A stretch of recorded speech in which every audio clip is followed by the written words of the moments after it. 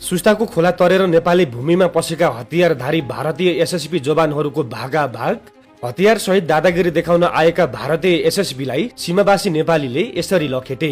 तटबन्ध रोक्न खोज्नेलाई सुस्तावासीको गतिलो झापट, अदम्य साहस र एकता सामु टिक्न सकेन हेपाहा प्रवृत्ति।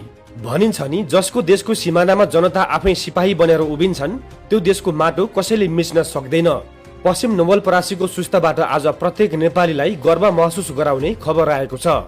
हतियारको आडमा नेपालीलाई हेप्ने र तर्साउने भारतीय सुरक्षाकर्मी एसएसबीको दादागिरी यसपटक उनीहरूकै लागि भारी परेको छ। घटना सुस्ता क्षेत्रको हो। सधैँ झैं सीमा क्षेत्रमा रहेको खोला तरेर भारतीय सुरक्षाकर्मीहरू हतियार सहित नेपाली भूभागतर्फ गस्तीमा प्रवेश गरे। जब एसएसबीका जवानहरू नेपालतर्फ पसे तब स्थानीय गाउँलेहरूले उनीहरूलाई बाटोमै रोक्दै कारण सोधे। सुरुमा त एसएसबीले नेपालीलाई व्यवस्था गर्दै बलमिच्याइ गरेर अघि बढ्न खोजे, तर जब आफ्नो माटोमाथिको यो थिचोमिचो सहन नसकेर गाउँलेहरू एक ढिक्का भए तब अवस्था फेरियो।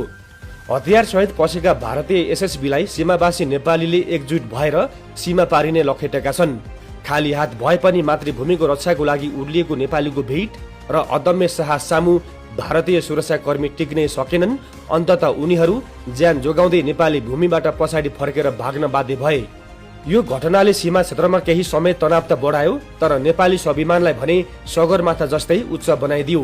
यो घटना आज मात्र भएको होइन, यस अघि पनि भारतीय पक्षले त्यहाँ निर्माणाधीन तटबन्धको काममा दादागिरी देखाउँदै अवरोध गर्दै आएको थियो। केही दिन अघि मात्रै भारतीय पक्षले दबाब दिँदै तटबन्धको 132 मिटर क्षेत्रमा निर्माण कार्य रोक्न उर्दी जारी गरेको थियो। हाम्रो आफ्नै भूमिमा विकास निर्माण गर्दा भाँजो हाल्ने र सीमामा दिनहुँ दुःख दिने उनीहरूको त्यही हेपाहा प्रवृत्तिको आज सुस्तावासीले डटेर हिसाब चुक्ता गरिदिएका छन्। दर्शकवृन्द, यो केवल एउटा गाउँको प्रतिकार मात्र होइन, यो सम्पूर्ण देशको स्वाभिमानको लडाईँ हो। राज्यको बलियो उपस्थिति पुग्न नसकेको सीमामा आज सुस्ताका नागरिक आफै ढाल बनेर उभिएका छन्। निहत्था नेपालीको यो अभूतपूर्व एकता र बहादुरीले भारतीय पक्षलाई कडा सन्देश दिएको छ। नेपाली शान्ति चाहन्छन्, तर आफ्नो माटोमाथि कुदृष्टि लगाउने साहस कसैले गर्छ भने त्यसलाई लखेट्न पनि पछि पर्दैनन्।